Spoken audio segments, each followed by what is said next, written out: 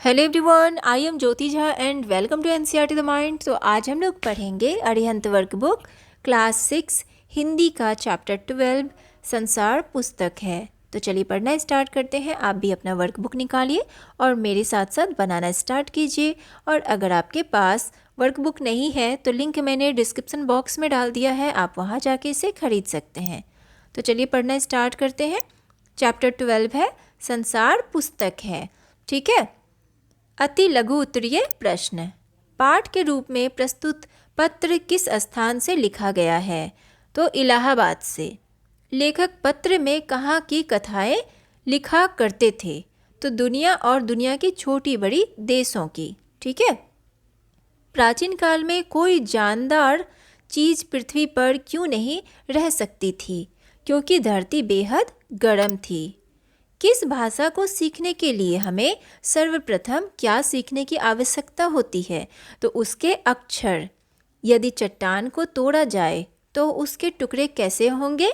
खुरदरे और नुकीले होंगे। ठीक है।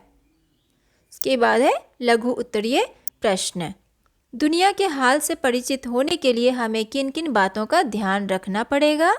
तो दुनिया के हाल से परिचित होने के लिए हमें पर्वत, समुद्र, नदियाँ, जानवरों की हड्डियाँ तथा चट्टानों का ध्यान रखना पड़ेगा। ठीक है। पुराने ज़माने की लिखी हुई किताबें ना होने पर भी किन किन चीज़ों से दुनिया का पुराना हाल जाना जा सकता है? तो दुनिया का पुराना हाल पहाड़, समुद्र, नदियों, सितारों, चट्टानों, पत्थर के टुकड़ों, जंगलों और जानवरों की पुरानी हड्डियों से जाना जाता है। प्रकृति के अक्षर पढ़ने से लेखक का क्या आशय है? तो लेखक ने पेड़ पौधों, पत्थरों, नदियों, वनों, जंगलों, हड्डियों आदि को प्रकृति का अक्षर कहा है। ठीक है। पाठ के आधार पर स्पष्ट कीजिए कि कैसे एक रोड़ा चमकीला, गोल और चिकना रूप ले लेता है। गोल चमकीला रोड़े का जन्म चट्टान के टूटने से हुआ है। उसे पानी में बहकर घाटी तक आने में तेज बहाव के कारण उसके कोने गोल व चमकदार हो गए। संसार पुस्तक है। पाठ के उद्देश्य को अपने शब्दों में व्यक्त कीजिए।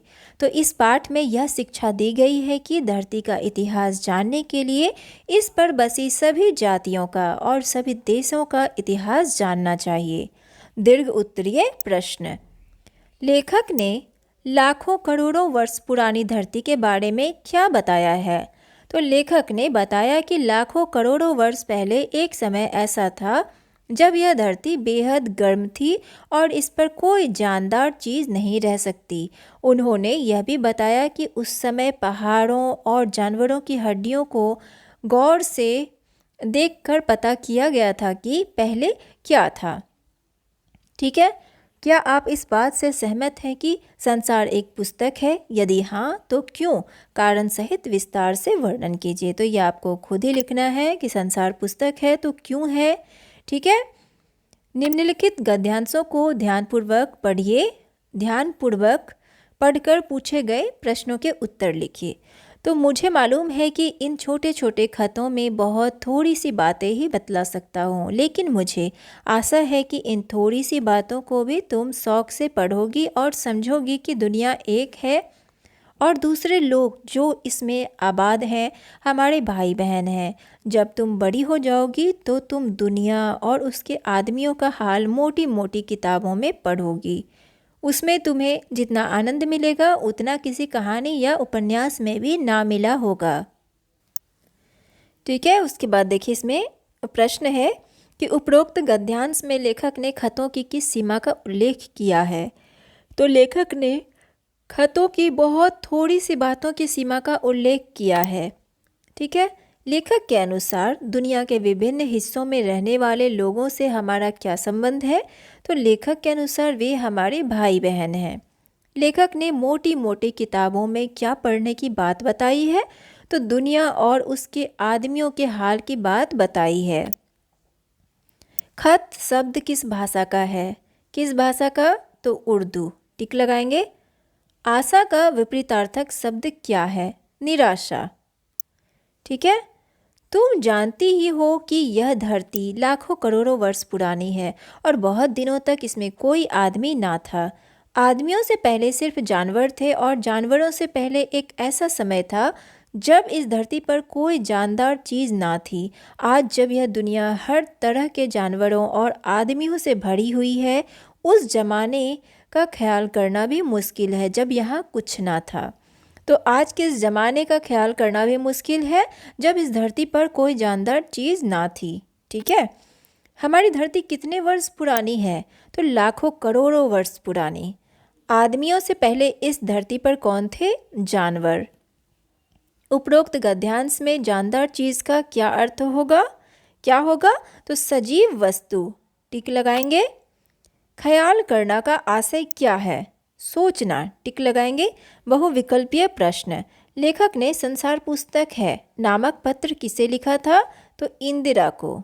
टिक लगाएंगे। लेखक ने इंग्लैंड को क्या बताया है? तो छोटा सा टापू। टिक लगाएंगे। लेखक के अनुसार सड़क पर या पहाड़ के नीचे पड़ा हुआ रोड़ा किस पुस्तक का छोटा सा पृष्ठ हो सकता है? तो संसार की पुस्तक का। टिक लगा देंगे।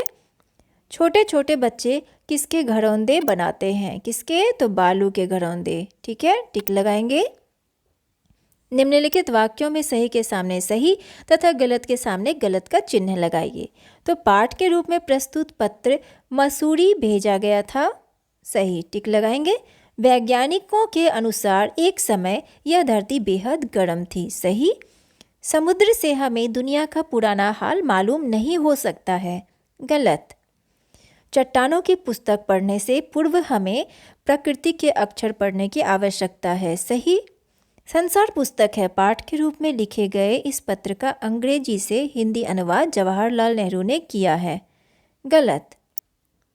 कल्पना कीजिए। ठीक है, उस जमाने की कल्पना करके बताइए कि जब धरती पर ना तो आदमी का वास था और ना ही जानवरों का, तब धरती का वातावरण कैसा रहा होगा। तो ये आपको खुद सोचना है, कल्पना करना है और लिखना है। ठीक है, पाठ में पुस्तक को संसार रूपी बताया गया है। आप पुस्तकों के अतिरिक्त किन किन चीज़ों को संसार रूपी मानेंगे? ठीक है, किन किन चीज़ों को मानेंगे? तो ये भी आपको अपने अकॉर्डिंग लिखना है, सोच के लिखना है, क्योंकि कल्पना कीजिए है। ठीक है, तो आपको कल्पना करना है कि सोचना है। ठीक है, उसके बाद लिखना है। तो आपका वर्कबुक कंप्लीट हो चुका है। ठीक है, तो आप इस चैप्टर को पढ़िए। ठीक है, संसार पुस्तक है, चैप्टर पढ़िए बढ़िया से और आप वर्कबुक को ज़रूर रिवीजन कीजिए, क्योंकि रिवीजन करने से आपने जो भी चैप्टर में पढ़ा है वो आपको सब पता होगा। ठीक है, और आप एग्ज़ाम में अच्छा मार्क्स लाएंगे। तो कैसा लगा मेरा पढ़ाना मुझे ज़रूर बताइए। अच्छा लगा हो तो NCERT द माइंड को लाइक सब्सक्राइब कीजिए और पास में दिए गए बेल आइकन को ज़रूर प्रेस कर दीजिए ताकि NCERT से रिलेटेड हर वीडियोस आपके पास समय से पहुंचती रहे। मिलते हैं नेक्स्ट वीडियो में, तब तक के लिए bye, take care, thanks to watch my video.